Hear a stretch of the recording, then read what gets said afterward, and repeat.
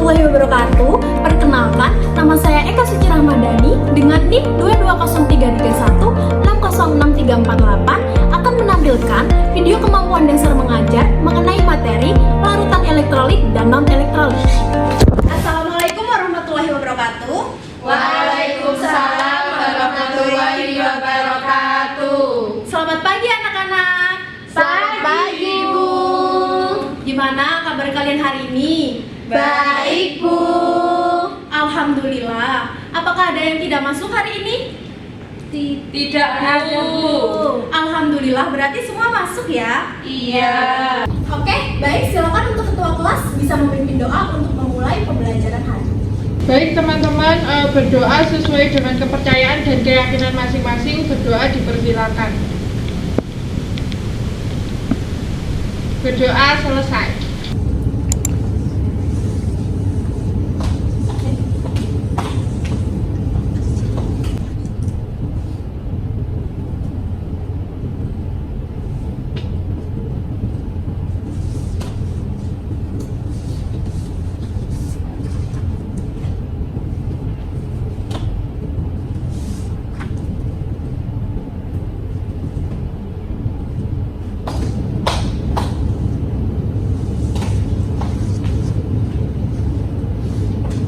Oke, jadi hari ini kita akan mempelajari materi mengenai larutan elektrolit dan larutan non-elektrolit. Tapi sebelum itu, Ibu mau nanya nih sama kalian. Nah, ada yang tahu tidak apa yang Ibu bawa hari ini?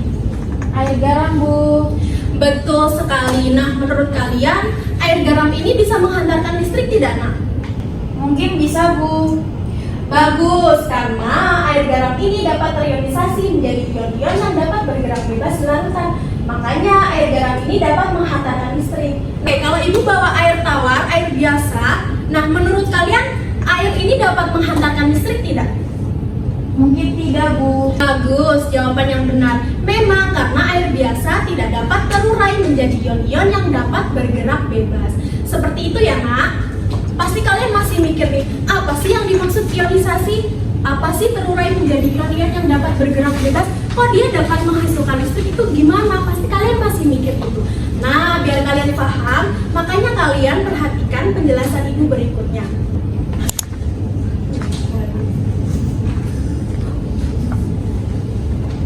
Oke, sebelum masuk materi larutan elektrolit dan larutan non-elektrolit, alangkah baiknya kita tahu dulu apa yang dimaksud dengan larutan. Nah, di sini ada yang tahu apa yang dimaksud dengan larutan? Larutan itu cairan, Bu. Baik, jawaban Ibu tampung terlebih dahulu ya. Nah, di sini ada yang bisa bantu menjawab? Untuk bangku sebelah kanan, ada yang bisa menjawab? Untuk bangku yang sebelah kiri, ada yang bisa menjawab? Oke, jadi kalian biar lebih paham nih, Ibu kasih contoh. Misalnya Ibu mau membuat larutan gula nih. Menurut kalian bahan apa saja sih yang Ibu butuhkan untuk membuat larutan gula? Air, Bu. Silahkan. Air dan gula, Bu. Bagus sekali. Oke, ada berapa komponen untuk membuat larutan gula? 2, Bu. Oke, bagus. Nah, kalau pertanyaannya jadi gini, Ibu mau membuat larutan, misal Ibu campur 3 bahan, ada air, ada gula, ada garam. Nah, menurut kalian itu dimaksud larutan bukan? Iya, Bu. Bagus sekali. Nah, kalau misal jadi gini, Ibu punya air sama gula nih, Ibu campur tapi tidak Ibu aduk, itu termasuk larutan bukan? Bukan, Bu. Bagus. Oke, jadi dari sini bisa kita simpulkan dong apa yang dimaksud dengan larutan. Siapa yang bisa menyimpulkan? Silakan. Saya, Bu. Silakan. Larutan adalah campuran antara 2 komponen atau lebih yang bercampur seluruhnya. Bagus sekali. Kita beri aplaus untuk Lala.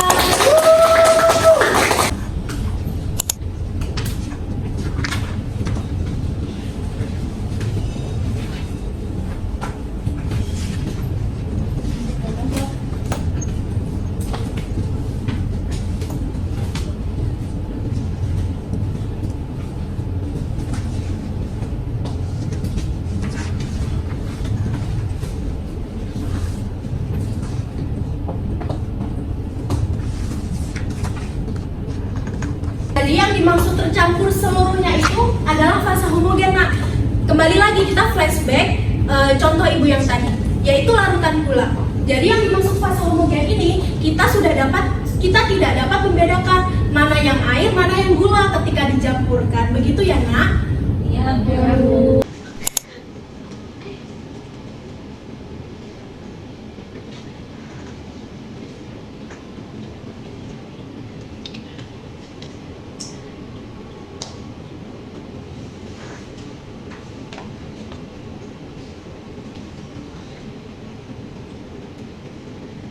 Jadi komponen dari larutan itu ada dua, Nak. Perhatikan, ada pelarut dan ada zat pelarut. Kalau pelarut itu dia sebagai media untuk melarutkan suatu zat lain. Sebaliknya, kalau zat pelarut itu merupakan zat yang terlarut oleh suatu pelarut. Begitu. Nah, berdasarkan penjelasan Ibu tadi. Nah, contoh larutan gula nih, mana yang merupakan pelarut dan mana yang merupakan zat pelarut? Saya, Bu. Silahkan. Air merupakan pelarut dan gula merupakan zat terlarut. Betul sekali. Nah, untuk pelarut dan zat pelarut itu juga ada ciri-cirinya, Nak. Oke, untuk ciri-cirinya silahkan siapkan buku kalian. Ibu dikte ya. Ya. Oke, sudah siap semua? Sudah, Bu. Oke, yang pertama untuk ciri-ciri dari pelarut. Yang pertama, jumlah komponennya lebih banyak. Ciri-ciri yang kedua, struktur zatnya. Bentar, Bu. Oke. Sudah? Sudah. Struktur zatnya tidak berubah apabila bercampur. Sudah? Sudah. Oke. Sudah sekarang? Sudah. Oke, untuk ciri-ciri yang kedua yaitu zat terlarut.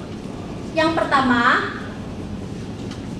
jumlah komponennya lebih sedikit. Sudah? Sudah. Oke, ciri-ciri yang kedua, struktur zatnya berubah apabila bercampur.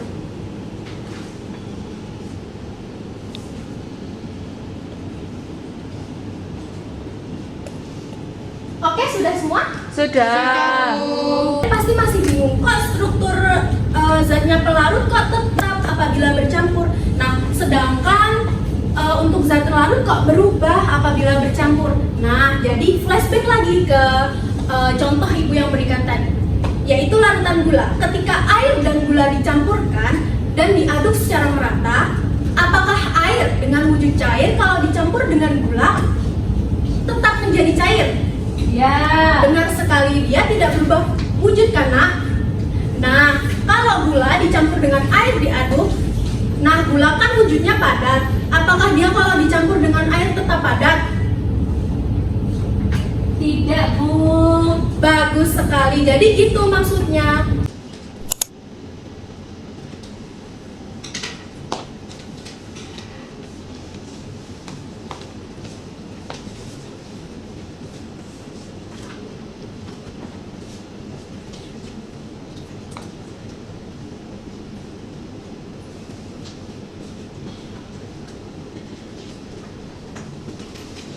Oke, perhatikan semua. Jadi, berdasarkan daya hantar listrik, larutan itu dibagi menjadi dua macam. Ada larutan elektrolit dan ada larutan non-elektrolit. Oke, sekarang siapa yang tahu apa yang dimaksud dengan larutan elektrolit dan larutan non-elektrolit? Saya, Bu. Oke, Dede, silakan. Larutan elektrolit adalah larutan yang dapat menghantarkan listrik, sedangkan non-elektrolit adalah larutan yang tidak dapat menghantarkan listrik. Bagus sekali. Oke, jadi pasti ada penyebabnya dong. Kenapa kok larutan elektrolit itu dapat menghantarkan listrik? Kok larutan non-elektrolit tidak dapat menghantarkan listrik ya? Nah, siapa yang tahu di sini penyebabnya apa? Ada yang tahu? Oke, biar semua pada paham, Ibu akan gambarkan hasil percobaan dari larutan elektrolit dan non-elektrolit.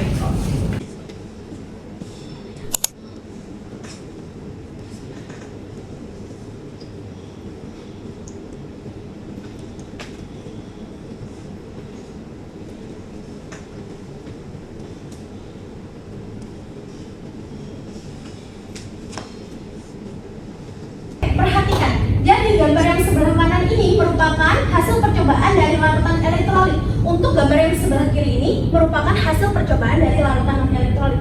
Nah, parameter yang digunakan untuk mengetahui apakah itu larutan elektrolit, apakah itu larutan non-elektrolit, itu merupakan adanya gelembung sama adanya nyala lampu. Oke, sekarang berdasarkan gambar yang Ibu buat di papan, sebutkan ciri-ciri dari larutan elektrolit dan larutan non-elektrolit. Silakan, Rere. Larutan elektrolit adalah larutan yang menghasilkan gelembung dan nyala lampu, sedangkan larutan non-elektrolit larutan yang tidak menghasilkan gelembung dan tidak menghasilkan nyala lampu. Good job, Rere. Oke, silakan beri tepuk tangan untuk Rere. Tulis dulu ya.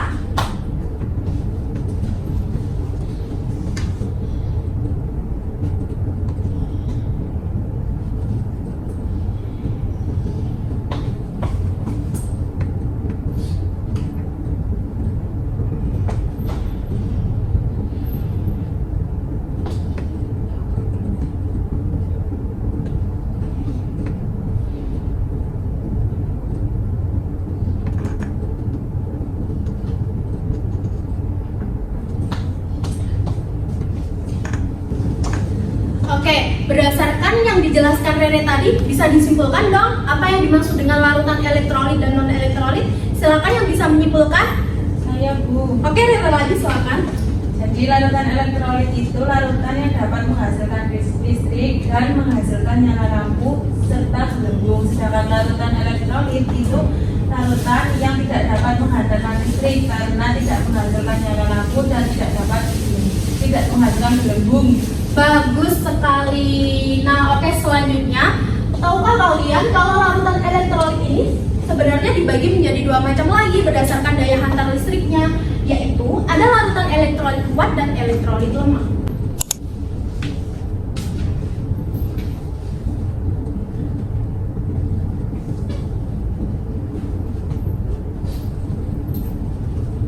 Jadi kalau larutan elektrolit kuat itu dia dapat menghantarkan listrik secara kuat. Sebaliknya kalau larutan elektrolit lemah dapat menghantarkan listrik secara lemah begitu.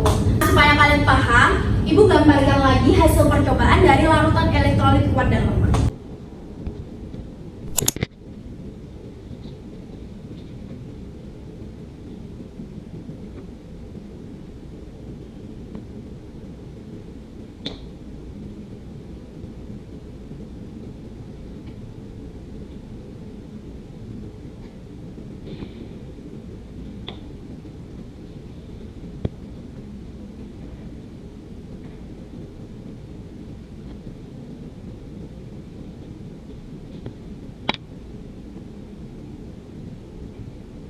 Baik, perhatikan. Jadi untuk gambar yang sebelah kanan itu merupakan elektrolit kuat, sedangkan gambar yang sebelah kiri merupakan elektrolit lemah. Oke, silakan sekarang jelaskan ciri-ciri dari larutan elektrolit kuat dan lemah. Saya, Bu. Silakan Anissa. Jadi larutan elektrolit kuat merupakan larutan yang menghasilkan banyak gelembung dan menghasilkan nyala lampu terang. Sedangkan larutan elektrolit lemah merupakan larutan yang menghasilkan sedikit gelembung dan menghasilkan nyala lampu redup. Bagus sekali, Anissa. Oke, Ibu tulis dulu.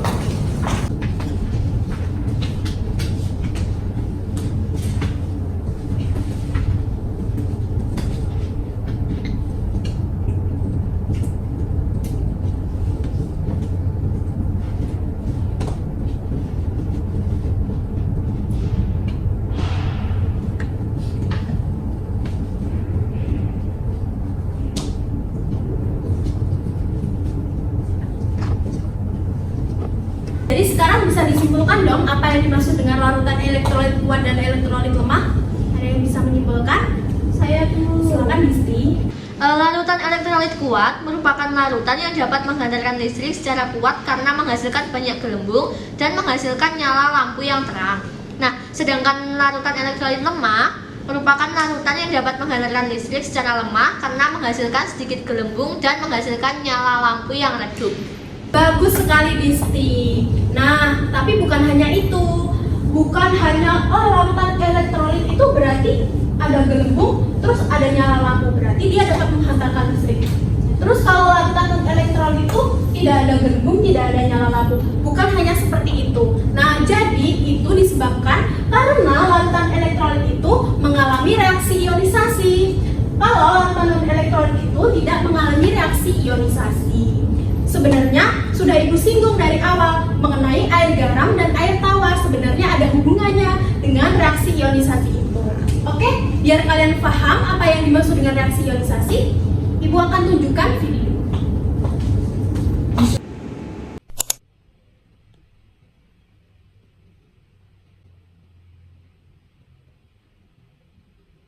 Baik, berdasarkan video yang Ibu berikan di layar, nah kalian pasti dapat menyimpulkan apa yang dimaksud dengan reaksi ionisasi. Silakan yang bisa menyimpulkan. Saya Bu. Silakan Listi. Reaksi ionisasi adalah proses berurainya suatu larutan menjadi molekul-molekul pembentuknya. Bagus sekali. Nah, kalian pasti masih bertanya-tanya, oh kalau reaksi ionisasi dari larutan elektrolit kuat, larutan elektrolit lemah, dan larutan non-elektrolit itu gimana sih Bu? Pasti kalian masih bingung. Nah, makanya kalian lihat gambar yang Ibu berikan. Baik, bisa diperhatikan gambar yang ada di layar. Ibu beri waktu 2 menit untuk mengamati gambar yang ada di layar.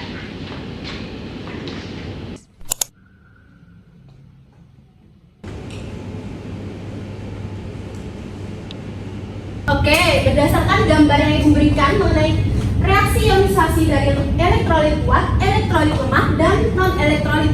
Silakan siapa yang bisa menyimpulkan terkait dengan reaksi ionisasinya? Saya Bu. Silakan Citra.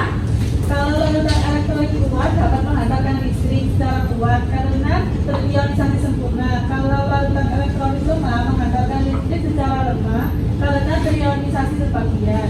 Kalau larutan elektrolit tidak dapat menghantarkan listrik karena tidak terionisasi Bu. Good job, bagus. Beri applause untuk Citra.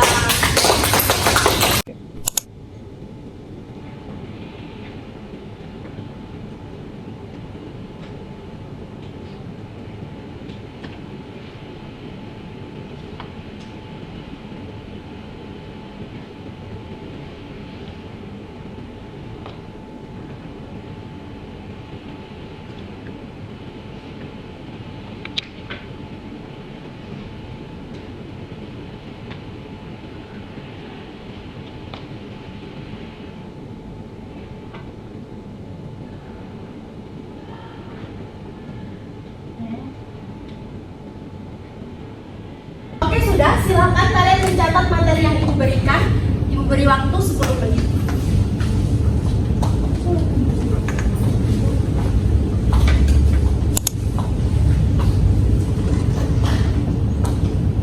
Sudah ya?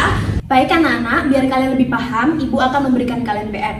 Oke, untuk PR-nya Ibu dikte ya. Sudah siap semuanya? Siap. Oke, PR-nya cuma satu aja kok. Buatlah hasil percobaan larutan elektrolit kuat, lemah, dan non-elektrolit, serta sudah? Sudah. Buatlah tabel perbedaan antara ketiganya. Mungkin untuk materi hari ini Ibu cukupkan sekian. Nah, untuk yang bisa menarik kesimpulan silakan. Kesimpulan pada hari ini yaitu larutan berdasarkan daya hantar listriknya dibagi menjadi dua, yaitu larutan elektrolit dan non-elektrolit. Larutan elektrolit dibagi menjadi dua, yaitu larutan elektrolit kuat dan lemah.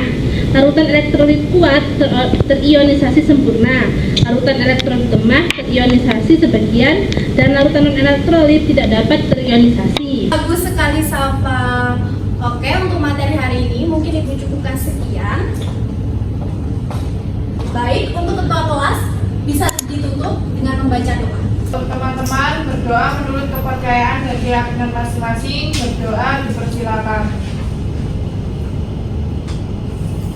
Berdoa selesai. Oke, cukup sekian. Wassalamualaikum warahmatullahi wabarakatuh. Waalaikumsalam warahmatullahi wabarakatuh.